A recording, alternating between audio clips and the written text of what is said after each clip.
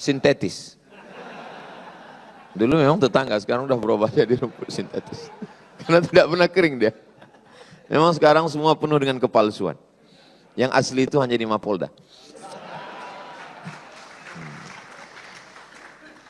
Lalu kemudian bagaimana dengan dosa? Dosa itu adalah judi dan seterusnya. Tapi orang lupa. Nabi mengatakan, man qata'a sidratan, siapa yang memotong satu batang pohon sidir. Pohon sidir biasanya tumbuh di tengah gurun pasir, ada unta yang bernaung di bawah, orang musafir dia berhenti sejenak. Siapa yang memotong sebatang pohon sidir, sawwaballahu ra'sahu finnar, maka kepalanya nanti akan disungkurkan ke dalam api neraka. Assalamualaikum warahmatullahi wabarakatuh. Saya antara bingung dan pusing. Bingung karena Polda yang urusannya dengan kriminal sekarang berupaya untuk menuntun kita masuk di dalam satu perdebatan yang sudah sangat panjang antara teologi dan ekologi. Dan itu membutuhkan kajian, bukan orasi. Saya kasih kajian di Sespimti Polri, di Lemhanas. Tadi siapa yang pernah ikut kuliah saya di Lemhanas? Oke. Oh, yang ujung sana tuh. Pak Ino. Satu waktu tahun lalu ya. Oke, saya kasih kuliah di Lemhanas untuk menerangkan global security itu. Human solidarity, environmental ethics. Subjek-subjek itu ternyata hari-hari ini terhubung dengan keadaan kita di Riau, di Jakarta, di Pakistan, di India, di Eropa. Karena kita mengalami krisis yang sama akhirnya tuh. India kirim rudal ke Pakistan. Kita tahu India punya nuklir, Pakistan punya nuklir. Kalau terjadi krisis nuklir dan krisis itu berubah menjadi perang terbuka, pertanyaannya bukan bagaimana stabilitas politik di regional Asia, tapi bagaimana bumi memaafkan kemudaratan manusia. Apa akan dimaafkan oleh bumi? Karena setiap perang nuklir hasilnya adalah MAD, Mutual Assured Destruction. Hancur. Kita coba pahami itu dari perspektif ilmu pengetahuan dan berupaya untuk menuntun ilmu pengetahuan masuk dalam pertanyaan-pertanyaan eskatologis. Pertanyaan-pertanyaan teologis yang ayat-ayatnya harus kita tafsirkan hari-hari ini. Tadi dimulai dengan ayat belajarlah dari aturan semesta. Karena itu diperlukan akal untuk memahami aturan semesta. Hal yang sama juga berlaku di dalam kebudayaan Melayu. Alam terkembang jadi guru. Satu kesetaraan epistemik. Quran, teologi mengajarkan kami sudah memberi tanda-tanda, maka kalian harus berpikir. Jadi ilmu pengetahuan diselundupkan untuk memahami alam semesta. Diselundupkan melalui ayat-ayat suci. Karena bumi ini suci. Jadi kita mulai membayangkan soal itu. Dalam perspektif antropologi, kita anggap bahwa ya makhluk manusia ini sebetulnya hanya 0,00 sekian detik dari usia alam semesta itu. Usia kita mungkin baru 100 juta tahun yang lalu. Atau bahkan lebih mundur lagi. Karena catatan yang kita ketahui tentang manusia itu hanya ditulis di dalam kitab-kitab suci itu. Quran, Bible, Veda. Jadi kitab suci mencatat kehidupan manusia sekaligus peran manusia di dalam merawat atau merusak alam. Apakah bumi ini akan kiamat? Ada kepastian teologi di situ. Ada yaumil akhir. Ada penghakiman bagi mereka bahkan yang lolos meniti Shiratul Mustaqim tetap akan diuji. Jadi kalau kita katakan bumi akan kiamat, dunia akan kiamat, dari segi teologi kita sedang menuju ke situ. Akan. Tapi dari segi ilmu pengetahuan bumi ini memang pernah kiamat. Ketika supernova itu meledak kira-kira 4-5 miliar tahun yang lalu, pecahannya jadi matahari, sebagian pecahannya jadi bumi. Jadi ilmu pengetahuan hanya mampu untuk menerangkan bahwa dunia sudah pernah kiamat, satu peristiwa kosmologi. Ketika sebuah bintang yang namanya supernova itu meledak, dan kita di bumi menerima ledakan itu sebagai rahmat. Karena dengan ledakan itu terbentuk alam semesta baru. Indonesia penggalan dari ledakan itu yang terjadi 4,5 miliar tahun yang lalu. Sekarang kita membayangkan satu kondisi bahwa yang dirawat oleh bumi selama 4,5 miliar tahun itu sekarang mulai disebut sebagai potensi kerusakan ekologis jilid 12, 13 seterusnya. Tapi apakah bumi mampu memperbaiki dirinya? Tanda-tanda itu ada. Kalau kita membaca cara memperbaiki bumi seperti yang difatwakan di dalam Quran, pakai otak. Doa dan otak. Kita lihat jumlah kerusakan yang dibuat manusia yang disebut antroposin. Artinya jumlah kerusakan kuantitas dan kualitas yang dibuat manusia sudah melampaui daya pulih bumi. Kita belajar itu dalam ilmu geologi itu. Kalau bumi merusak dirinya, dia mampu memperbaiki dengan cara regenerasi itu. Kita kutuk gurun Sahara yang kering kerontang, kita puji hutan Amazon yang hijau dan sejuk. Mengapa kita kutuk gurun Sahara? Karena di situ tidak ada kehidupan. Mengapa kita muliakan hutan Amazon? Karena di situ ada keragaman hayati. Tapi kalau kita ikuti keterangan ayat tadi, pakai otak. Allah Subhanahu wa taala mengatakan, pakai otak untuk membaca gejala alam. Surat apa tadi? Surat Al-Imran. Kalau kita pakai otak, kita mulai riset. Ternyata hijaunya hutan Amazon bertahan jutaan tahun karena dipupuk oleh fosfat. Fosfat adalah elemen kimia yang memupuk Amazon. Di mana fosfat itu ada? Tidak di hutan Amazon, adanya di gurun Sahara. Anda lihat ini gurun Sahara, ini hutan Amazon, bagian selatan Amerika, hijau. Gurun Sahara, bagian selatan Afrika, dia paralel. Di dalam rotasi bumi, dalam hitungan 70 jam, panas matahari menguapkan gurun Sahara dan mengikuti rotasi bumi, uap fosfat itu tiba di hutan Amazon. Gurun Sahara adalah pabrik pupuk untuk hutan Amazon. Yang bikin siapa? Bukan oligarki. Allah Subhanahu wa taala yang buat itu. Jadi kita melihat keteraturan itu ada bahkan dalam ide pertama penciptaan.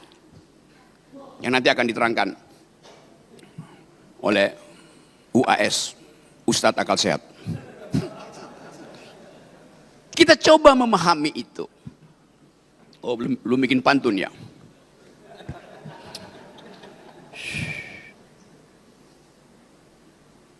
Bumi adalah rahim bagi kehidupan. Karena itu kita dalam bahasa Yunani disebut ibu bumi, Mother Earth, Gaia.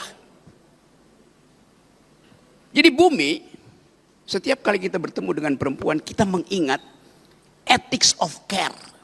Karena hanya perempuan yang menghasilkan apa namanya care bahasa Indonesia itu, kepedulian itu. Laki-laki berpikir secara rasional, lalu dianggap perempuan tidak bisa berpikir secara rasional. Iya, tapi perempuan mampu untuk mendeteksi sesuatu yang tidak bisa dibaca oleh rasional ilmu pengetahuan. Perempuan lebih dekat dengan teologi dibandingkan laki-laki. Kepekaan itu ada tuh. Perempuan, oke. Ada gurindam berjumlah 12. Menjadi sumber tuah dan marwah Melayu. Ustadz Somad sungguh berkelas. Karena istrinya Putri Nan Ayu.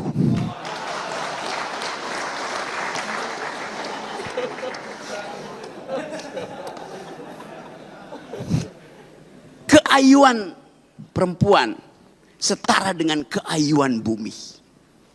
Bumi itu indah, bumi itu ayu. Saya memulai dengan cara itu. Untuk mencoba memahami bahwa kita perlu ethics of care. Belajar pada kepedulian perempuan. Kita semua lahir dari rahim perempuan.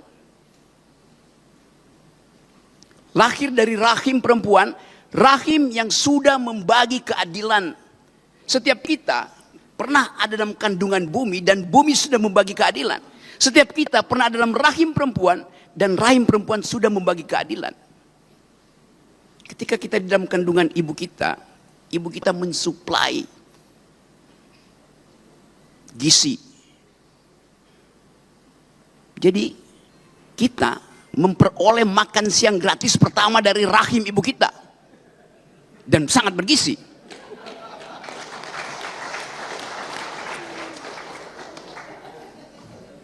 Semua kita lahir dari rahim yang bergizi. Hanya ibu yang mengerti kecemasan bayinya. Walaupun di sampingnya ada ayahnya yang lagi merokok. Ibu paham detak jantung bayinya. Ibu mengerti kegelisahan bayinya. Jadi kita coba pahami logika alam semesta ini dari perspektif rahim perempuan yang isinya adalah keadilan. Bayangkan kalau perempuan tidak mau berbagi nutrisi dengan bayinya. Pasti bayinya, lahirnya, stunting. Tapi kalau negara gagal memberi gizi pada perempuan, negara bertanggung jawab pada nasib generasi muda. Kita masuk pada kegalauan tadi.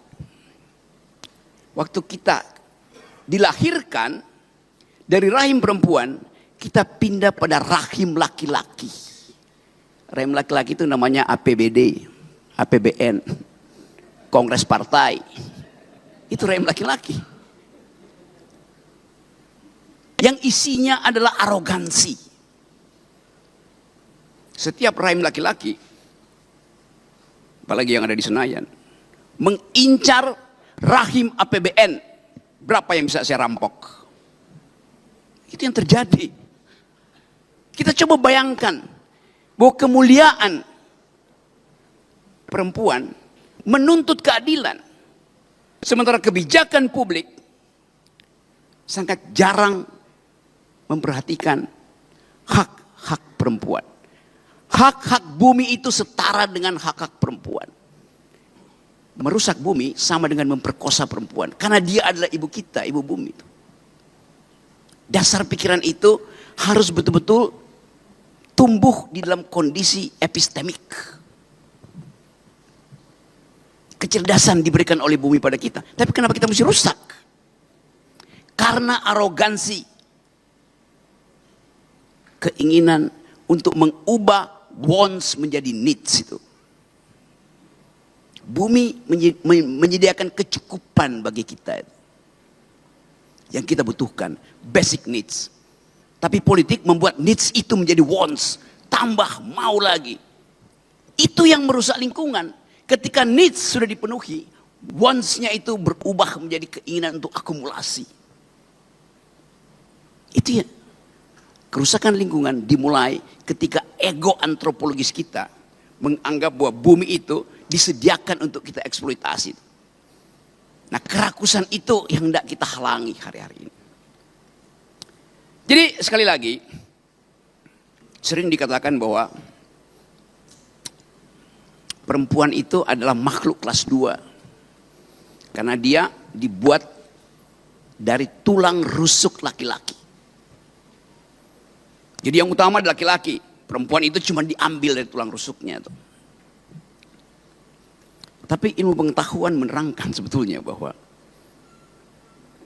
kalau perempuan sekedar dibuat dari tulang rusuk laki-laki, laki-laki dibuat dari apa?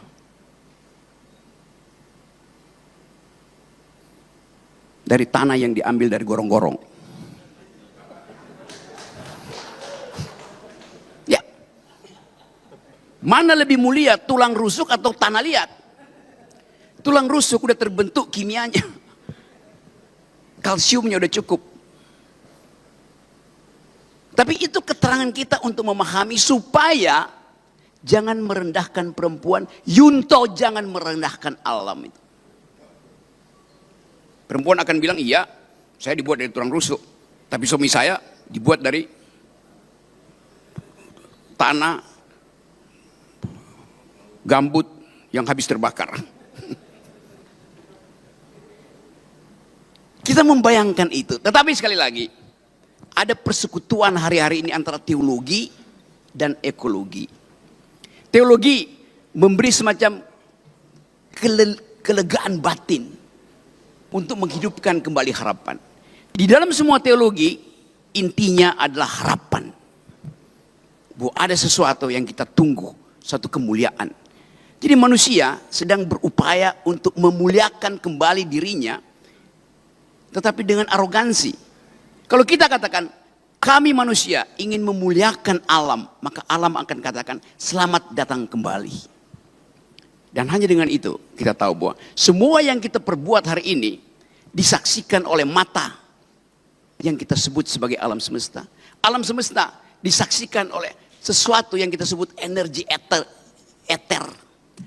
Tapi energi itu hanya disebut energi kalau dia menghasilkan keadilan. Bumi ditata dengan prinsip keadilan. Semua yang kita lakukan dibaca oleh ilmu fisika, dibaca oleh ilmu antropologi, dibaca oleh ilmu ekologi. Tapi ada yang tidak bisa kita baca, ilmu teologi. Inna rabbaka labil mirsad. Allah Subhanahu wa taala memahami kita, melampaui kemampuan kita membaca alam. Assalamualaikum warahmatullahi wabarakatuh. Bismillahirrahmanirrahim. Assalamualaikum warahmatullahi wabarakatuh.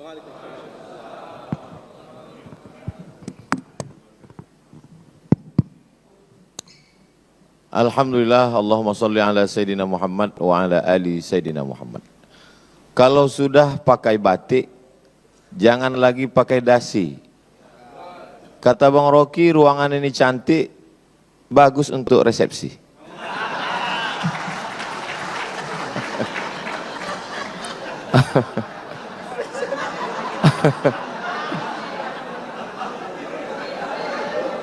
Jadi memang dalam tradisi Melayu ada yang disebut dengan membalas pantun. Jadi itu tadi hanya sekedar membalas karena Bang Rocky berpantun tadi kita balas.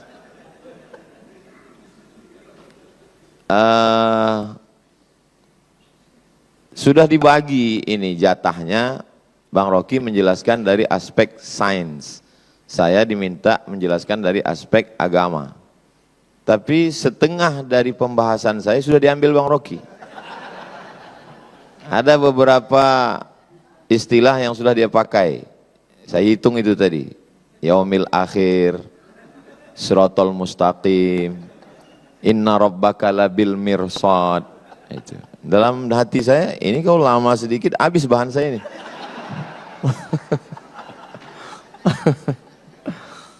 Beberapa kali Allah Subhanahu wa taala. Jadi memang ini sebetulnya masalah hati.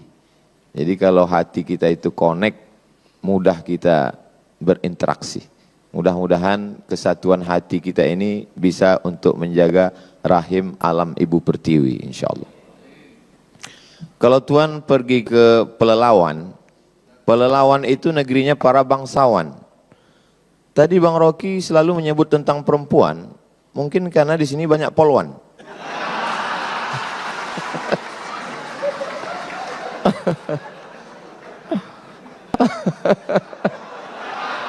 So sweet, so sweet.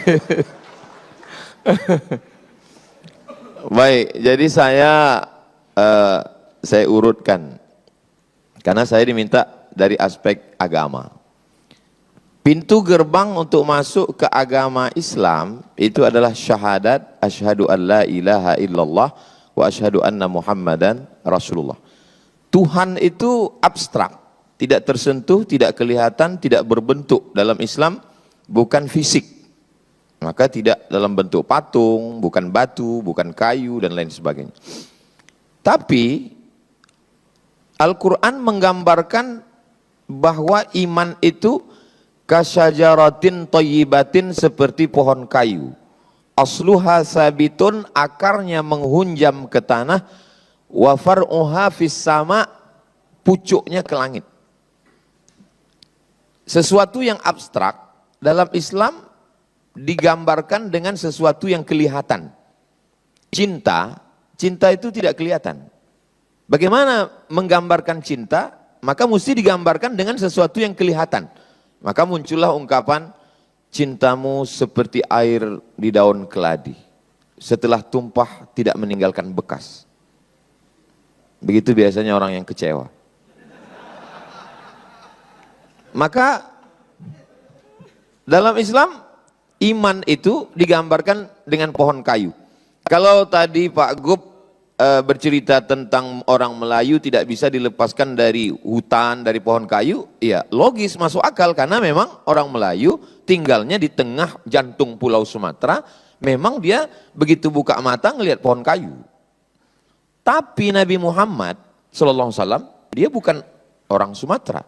Dia tinggal di gurun pasir yang pohon itu sesuatu yang sulit.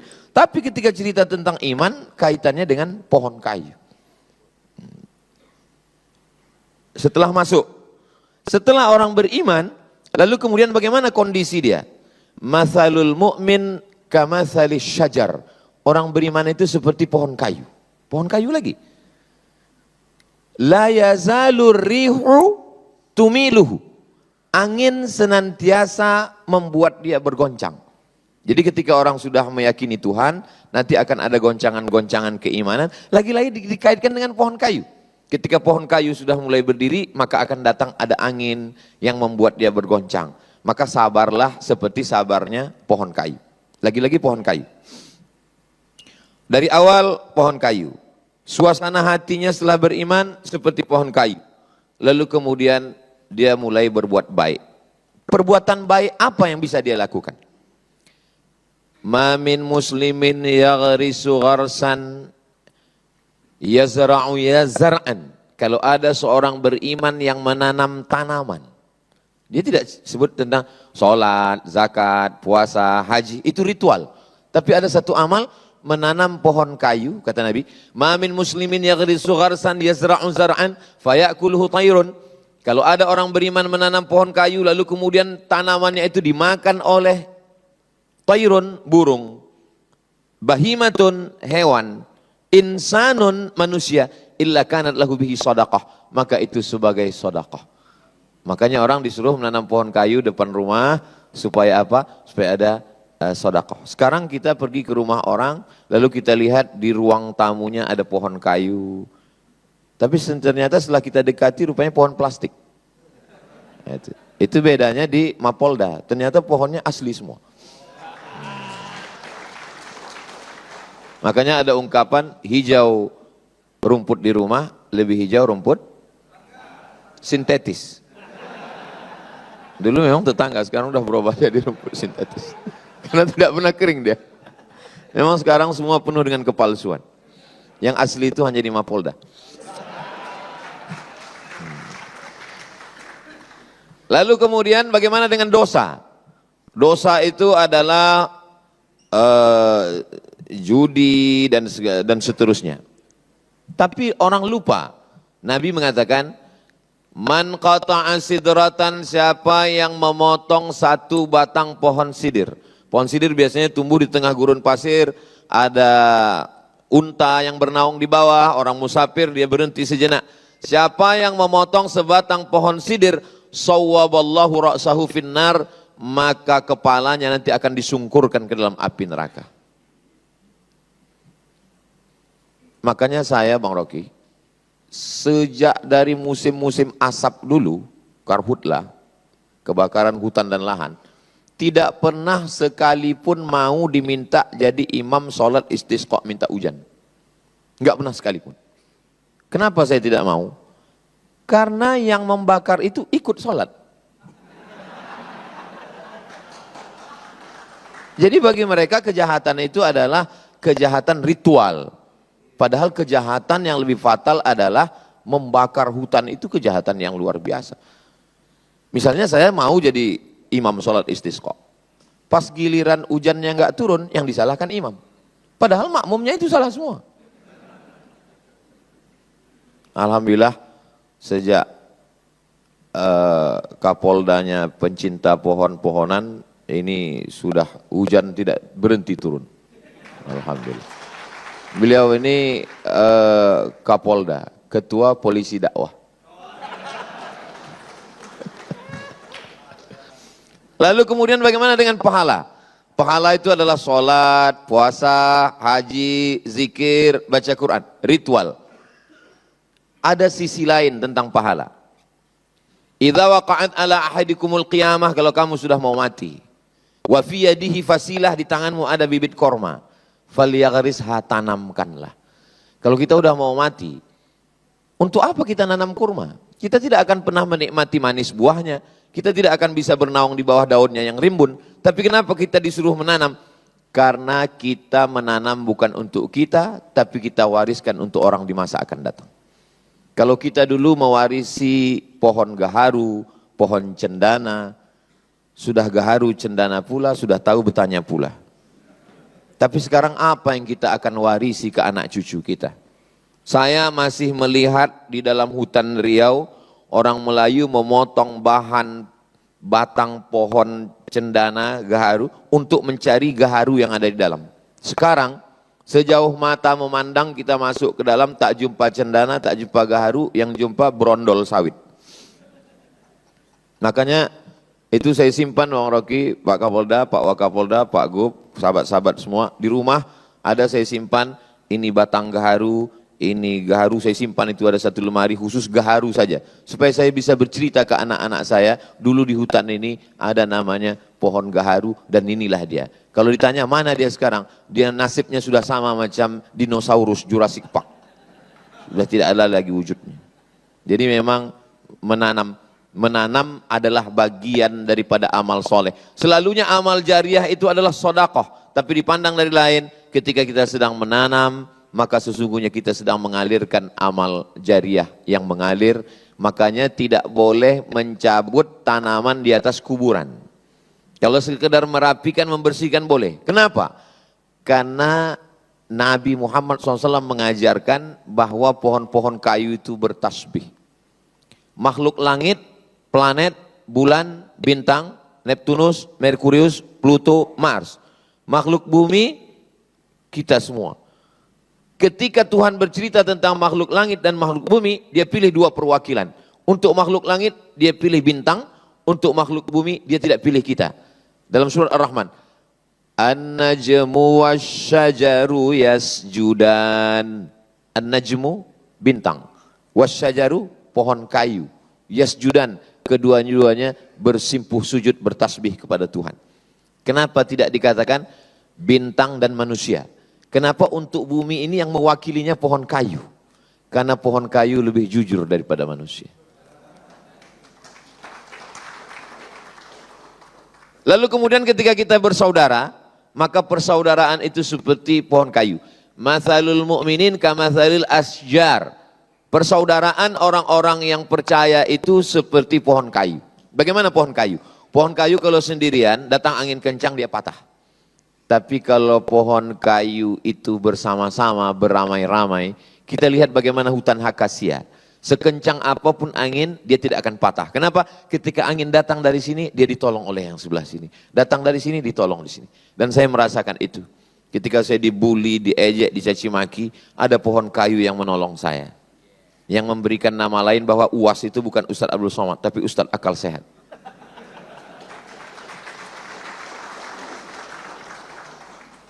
Lalu kemudian susah saya untuk fokus ini.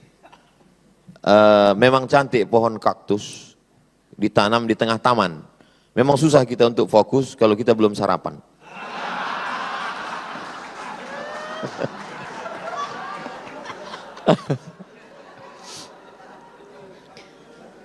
Kalau kita bersedekah pahalanya banyak. Ya, namanya banyak itu kan unlimited. Banyaknya berapa Ustadz? 1000, 100, 200. Lihat bagaimana Allah ingin menggambarkan kita tentang banyak. Matsalul ladzina yunfiquna amwalahum fi sabilillahi kamatsali habbah. Orang yang berbuat sedekah seperti menanam satu biji. Ambatat sab'a sanabil. Satu biji ini akan menumbuhkan 7 cabang. Wa fi kulli sumbulatin mi'atu habbah. Dalam satu cabang ada 100. Satu biji pecah keluar 7 cabang, satu cabang ada 100, 200, 300, 400, 500, 600, 700. Maka disebut dengan sab'atu mi'ati dha'fin, 700 cabang. Lagi-lagi pohon kayu. Makanya Nabi Muhammad bukan pohon mawar yang tumbuh di tanah yang subur. Kalau ada tanah yang subur mengeluarkan mawar, biasa. Tapi kalau gurun pasir kering kerontang mengeluarkan mawar, itu baru luar biasa. Seandainya Nabi Muhammad itu lahir di sungai Nil, lalu kemudian ibadahnya banyak menggunakan air. Wuduknya air, mandinya air. Biasa, karena dia tinggal di tengah sungai. Tapi dia tinggal di tengah alam yang susah mendapatkan air. Seandainya Nabi Muhammad itu tinggalnya di Pulau Sumatera, di Pulau Amazon, lalu kemudian di hutan hujan yang rimbun, lalu dia banyak bercerita tentang pohon kayu. Biasa. Tapi ketika dia orang gurun pasir, Arab Badui, bercerita tentang pohon kayu, itu salah satu bukti bahwa omongannya itu bukan berdasarkan lingkungannya, tapi itu datang dari Allah. Wa ma yantiqu 'anil hawa, dia tidak bicara mengikut hawa nafsunya, bukan pikirannya. In huwa illa wahyun yuha, tapi datangnya dari Allah Subhanahu wa taala. Saya ketika membaca itu menambah keyakinan saya, oh, ini bukan dari lingkungannya, karena itu bukan tempat tinggal dia. Yang dia bicarakan itu adalah sesuatu yang di luar dari tempat tinggal dia. Jadi kalau hari ini kita sebagai orang Melayu, sebagai orang Sumatera, kita masih ada kesempatan untuk menjaga Riau, khususnya Bumi Lancang Kuning ini dengan program-program penghijauan, penanaman. Tidak bisa hanya sekedar dengan slogan. Mesti action nyata. Maka saya kira tidak hanya dari pihak kepolisian, semua departemen, dinas, kehutanan. Dulu banyak saya lihat beberapa baleho di kantor-kantor, one man, one tree. Satu orang, satu tanaman. Ada satu bapak KUA, Kepala Kantor Menteri Agama juga begitu. Kami langsung action Pak Ustadz. Yang nikah bawa 1 pohon, yang cerai 2 pohon. Jadi memang mesti action nyata. Dan insya Allah kalau ini kita amalkan, kita bisa melihat Riau hijau kembali dan alam sehat kembali, sehingga rahim Ibu Pertiwi ini melahirkan oksigen yang positif dan kita bisa hidup nyaman, tentram, dan kita semuanya menjadi orang-orang yang dari aspek agama menjaga lingkungan. La yabulanna ahadukum fil ma'id daim la yajri. Tidak boleh, tidak boleh kencing di air yang tidak mengalir. Karena akan ada orang yang mengambil air untuk minum, akan ada orang yang untuk berwudu. Tidak boleh kencing di air yang tidak mengalir.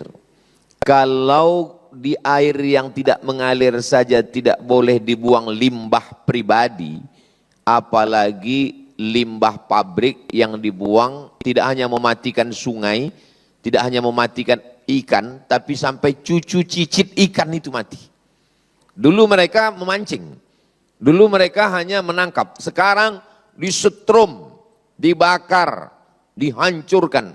Makanya dalam Quran dikatakan zaharal fasadu fil barri wal bahri. Kerusakan sudah terlihat fil barri di daratan, wal bahri di lautan, bima kasabat aidinas akibat tangan manusia. Sejahat-jahatnya gajah, dia hanya bisa mencabut pucuk sawit paling 5. Sejahat-jahatnya badak, dia paling bisa menanduk 1 pohon kayu. Tapi manusia, dia tidak pakai kampak, dia tidak pakai tanduk, dia tidak pakai cula. Dia cukup dengan tanda tangannya habis 600.000 hektar. Dengan ujung jarinya. Lalu tangan yang sudah menghancurkan hutan itu dipakai untuk mengangkat kepada Tuhan. Ampunkan dosa kami yang Tuhan. Kira-kira apa kata malaikat? Kau bercanda apa serius? Dibangunkan satu masjid. Berangkat ke tanah suci, menangis di pintu Ka'bah, pulang bersih. Ini bukan agama, ini opium. Ini yang dikatakan Karl Marx bahwa agama itu opium. Orang kecanduan agama, membakar hutan, menghabiskan alam. Sekarang harimau di Pelalawan mau ngamuk masuk ke rumah warga. Bukan harimau yang masuk ke rumah warga, warga yang sudah lama masuk ke rumah harimau. Sekarang dikatakan, ini Pak Ustadz kenapa di Riau ada jalan tol yang tempat gajah lewat. Kita yang sudah mengambil tempat gajah lewat. Jadi gajah itu memang dari dulu tidak pernah melewati jalan orang lain. Gajah itu kalau sudah kakek moyangnya jalan di situ, dia terus saja di situ. Tapi manusia, hari ini dia jalan di sini, besok trotoar dia ambil. Jadi sebetulnya pantasanlah agama itu untuk kita. Karena memang kita yang tidak lurus menjalani hidup ini. Kalau gajah itu memang udah lurus, dia nggak pindah-pindah lagi. Gajah itu tidak bisa berpindah. Dan yang paling setia di antara semuanya adalah buaya. Buaya itu tidak bisa berpindah ke lain hati. Selama dia di air. Tapi kalau dia sudah naik ke darat, itu sudah lain cerita. Akhirnya waktu juga yang memisahkan kita. Tadi saya lihat Bang Rocky 25 menit, maka saya pun 25 juga.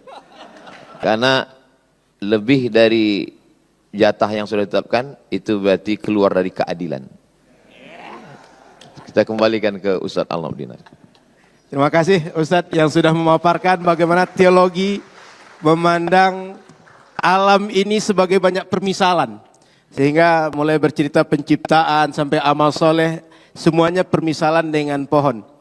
Sebelum kita lanjut dengan diskusi tanya jawab, Pak Kapolda, hari ini kawan-kawan kita biker subuhan milad yang ke-7 Pak Kapolda. Dan akan siladda pertama di Pekanbaru. Sehingga kawan-kawan biker subuhan berasal dari berbagai daerah datang ke Pekanbaru, siladda pertama hari esok atau hari ini? Hari ini di Pekanbaru. Ini tim-tim tangguh kita yang biasa pengajian dengan Tuan Guru setiap Rabu subuh di Rimbo Panjang. Kita berharap biker subuhan ini tidak hanya sekedar kajian, tapi juga akan ikut menanam pohon bersama Pak Kapolda, menjaga alam bersama Bang Rocky dengan kepedulian, dengan keadilannya. Sehingga rahim Ibu Pertiwi ini tidak menimbulkan banyak toksik yang banyak merusak tapi banyak manfaat. Seperti yang dipaparkan Bung Rocky dengan keilmuan dan teologi oleh guru kita bersama Ustaz Abdul Somad. Sebelum kita tutup diskusi ini nanti dengan doa, kita buka dulu tanya jawab maksimal 3 orang. Silahkan kalau ada dari peserta menanggapi. Baik, abang yang di belakang baju merah 1. Silahkan kalau ada lagi maksimal 3 orang saja. Karena setelah ini kita akan sarapan pagi di rumah masing-masing. Oh ada di sini Pak Kapolda ya? Ada. 1, ada lagi yang lain? Oh kasih pantun Pak, boleh Pak. Kasih pantun boleh, kasih petuah juga boleh. Silakan yang pertama, yang baju merah Bang. Assalamualaikum warahmatullahi wabarakatuh. Waalaikumsalam warahmatullahi wabarakatuh. Mohon nama dan dari mana Bang? Perkenalkan nama saya Fajri Mas Said dari Ikatan Mahasiswa Muhammadiyah. Saya ingin bertanya kepada Bung Akal Sehat. Bagaimana membasmi manusia-manusia yang arogan di muka bumi ini agar terciptanya ekosistem yang sehat. Terima kasih. Oke. Ini jelas terarah nih Bung Rocky. Membasmi manusia Bung Rocky. Selama ini kita membasmi yang merusak. Tapi sekarang membasmi manusia. Tapi saya nggak tahu manusia mana nanti Bung Rocky. Assalamualaikum warahmatullahi wabarakatuh. Waalaikumsalam warahmatullahi wabarakatuh. Baik, sebelum Bung Rocky menjawab, enak kita dengar pantun dulu. Silakan Bang. Siap. Pohon tomat, pohon aren. Ustadz Abdul Somad memang keren. Yang kedua buat Bung Rocky. Beli karung pakai mobil hardtop. Bung Rocky Gerung memang top. Terima kasih. Jadi pagi ini ada orang keren, ada orang top ya Bang ya. Baik, Bung Rocky, silakan Bung Rocky. Membasmi manusia cerita kita Bung Rocky. Silakan. Oke, apa alasannya kita membasmi manusia itu? Itu adalah hak sang Khalik. Yang bisa kita lakukan adalah membasmi kejahatan manusia terhadap alam. Dengan ilmu pengetahuan, dengan keakraban.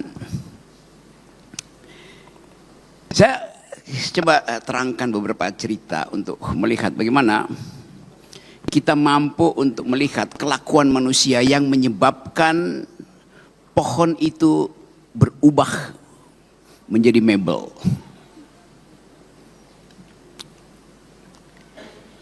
Kira-kira tahun 60-an ketika gerakan lingkungan hidup baru mulai mencari cara untuk menghidupkan harapan memelihara alam.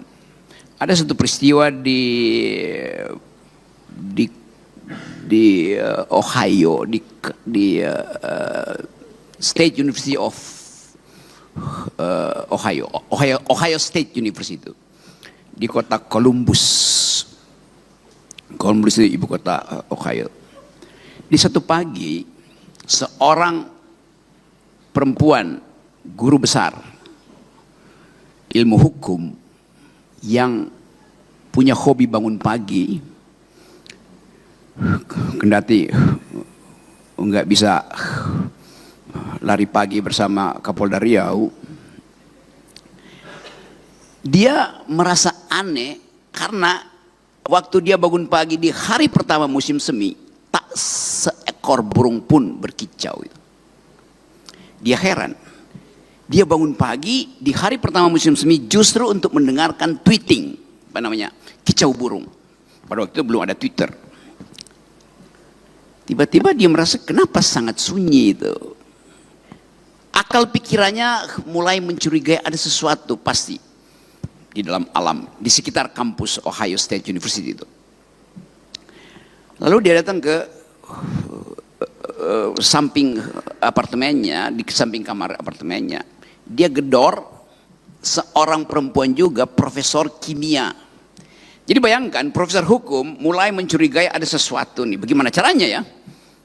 Pasti soal alam itu terkait dengan soal-soal kimia. Lalu mereka berdua mulai survei, ya 100-200 meter. Ternyata banyak burung, tetapi di dalam bentuk bangkai. Burungnya mati tuh, di sekitar kampus Ohio. Akal pikiran, kuriositas mereka mulai bekerja. Kenapa? Ada bekas gigitan burung di pohon apel, pohon buah-buahan di sekitar kampus. Tapi kenapa ada ya mayat burung-burung ini berserakan? Innalillahi wa inna ilaihi raji'un. Kuriositas menyebabkan mereka meneliti. Akhirnya diketahui bahwa burung-burung itu menyambut musim semi di dalam kegembiraan bersamaan dengan mulai tumbuhnya buah-buahan di situ. Mereka makan. Tetapi ternyata mereka tidak tahu bahwa buah itu sudah disemprot dengan dulu namanya apa? DDT apa namanya itu? Pestisida itu. Pestisida awal. Jadi itu dimulai kecurigaan bahwa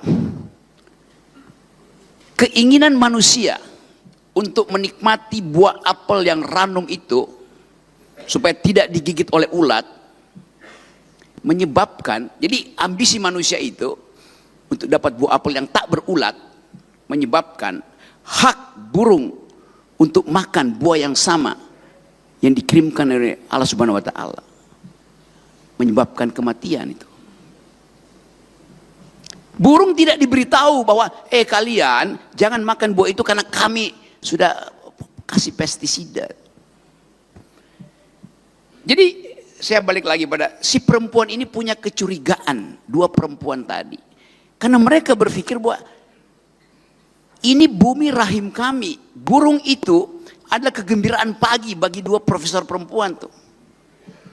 Disitulah dimulai satu upaya untuk memperlihatkan bahwa merawat bumi itu sama dengan merawat rahim perempuan. Jangan racuni rahim perempuan. Jangan racuni bumi. Nah, peristiwa itu menghasilkan satu ideologi baru tentang ekologi itu. Nama profesor itu adalah Rachel Carson. Teman-teman mahasiswa tulis, cari di Google, baca bukunya. Rachel Carson menulis buku yang kemudian jadi acuan dari aktivis lingkungan. Judul buku itu adalah The Silent Spring. Musim semi yang sunyi. Padahal musim semi biasanya dimulai di kicau burung. Jadi saya mau perlihatkan itu bahwa kebengisan manusia itu menyebabkan tewasnya makhluk yang diciptakan untuk menghuni bumi dengan kicaunya yang indah di pagi hari. Jadi kalau pertanyaan itu kita mulai dengan bagaimana membasmi manusia, jangan manusia itu dibasmi. Ajari dia pengetahuan. Supaya satu waktu kalau dia ingin pakai pestisida, dia mesti minta izin pada burung. Absurd, tapi harus itu yang dilakukan. Karena sekarang tidak ada lagi hierarki makhluk. Di mata bumi, saya, Ustadz Somad, dan bangkai burung itu sama status ontologinya ketika kita meninggal. Roh kita, kalau kita suci, pergi ke surga. Tapi tubuh kita dan tubuh burung itu diurai oleh bumi menjadi mineral sama hasilnya dari segi ilmu pengetahuan. Jadi sekali lagi itu hal yang ingin saya terangkan supaya karena itu kita mulai lakukan edukasi di sini. Keinginan kita untuk menghasilkan pikiran dimulai dari kuliah-kuliah semacam ini yang dengan bagus dimulai di Polda Riau dan lebih bagus lagi karena mengundang Ustadz Akal Sehat dan sangat sempurna karena mengundang Presiden Akal Sehat. Ya sekali lagi itu terakhir sekaligus penutup pantun apa ya? Tadi apa yang negeri bangsawan itu? Pelelawan. Negeri pelelawan. Negeri bangsawan. Kapolda Riau menanam pohon. Mari kita terus berkawan. Di dalam doa saya memohon. Terima kasih. Abu Sufyan membawa 1.500 pasukan perang dan 15 orang perempuan yang bernyanyi dan bergendang untuk memberikan semangat. Kalau sekarang mungkin cheerleader. Setelah jenazah-jenazah para sahabat Nabi itu bergelimpangan, lalu dia dengan kuda Arab Black Stallion itu bertanya, mana Muhammad? Itu terjadi tahun ketiga. Hari berganti musim berubah, tahun keempat, tahun kelima, tahun keenam, tahun ketujuh, tahun ke-8. Tahun ke-8 Nabi Muhammad SAW membawa 10.000 pasukan masuk ke kota Makkah. Dan ketika itu panglima perangnya Sa'ad bin Ubadah mengacungkan pedang. Hadza yaumul malhamah. Kita akan membunuh Abu Sufyan. Apa kata Nabi? Man dakhala baita Abi Sufyan fahuwa amin. Siapa yang masuk ke rumah Abu Sufyan aman. Nabi tidak membenci Abu Sufyan. Yang Nabi benci perbuatannya. Istri Abu Sufyan, perempuan dendam kesumat namanya Hindun. Hindun ingin supaya paman Nabi bernama Hamzah itu dibunuh. Yang membunuh itu namanya Wahsy. Wahsy memotong telinga Hamzah, hidung Hamzah, dijadikan leontin. Mereka betul-betul kanibal. Lalu kemudian jantung Hamzah dibelah, digigit oleh Hindun. Lalu kemudian Apakah Nabi membunuh Hindun? Tidak. Hindun masuk Islam. Apa kata orang? Hindun, dulu kamu katanya tidak mau masuk Islam. Apa kata Hindun? Saya tidak masuk Islam. Islam itu yang masuk ke hati saya. Kemana Wahsy? Wahsy lari ke Taif, 100 km dari Makkah. Setelah 19 hari Nabi di Makkah, Nabi pulang ke Madinah. Wahsy pulang lagi ke Makkah. Ternyata tidak ada satu telinga orang Makkah yang dipotong. Tidak ada satu hidung yang digunting. Pidato Nabi di atas Ka'bah ditulis dengan tinta emas. Apa kata Nabi? Idhabu wa antumut tulaqa. Pergilah kamu semuanya bebas untuk berbuat apa saja. Wahsy penasaran. Dia kejar Nabi ke Madinah. Sampai di Madinah, dia temui Nabi. Kata Nabi, anta Wahsy, kamu Wahsy? Ya. Qatalta Hamzah, kamu yang sudah membunuh Hamzah, memutilasi Hamzah. Ya. Nabi mendoakan dia dan Nabi tidak menyakiti dia. Kita tidak membunuh orang, kita tidak membinasakan orang, tapi kalau orang itu sudah bertobat, berbuat baik, wa atsbi'is sayyi'atal hasanata. Kalau dulu kau pernah menghancurkan bumi Riau, membakar, memotong pohon kayu, sekarang bertaubat, tapi taubatnya bukan cuma zikir di masjid, taubatnya cuma bukan baca Yasin, ikut lagi dalam program penanaman penghijauan Riau. Bergabung dengan Presiden Akal Sehat, Ustadz Akal Sehat, dan Polisi Akal Sehat untuk menghijaukan Riau kembali. Itu baru namanya taubat nasuha. Kalau hanya sekedar bertaubat, pergi ke Makkah nangis, nangisnya pun bukan karena mengakui dosa, tapi karena habis belanja duit habis, hentikanlah kepalsuan ini. Mulailah menanam. Jadi kalau ada orang mengatakan Riau sudah kering kerontang, tidak. Datanglah ke Riau, datanglah ke Mapolda, masih hijau. Di atas keramik masih tumbuh tanaman-tanaman yang hijau. Akhirnya ditutup dengan pantun penutup, menangkap puyuh di Bukit Selasih. Thank you dan terima kasih.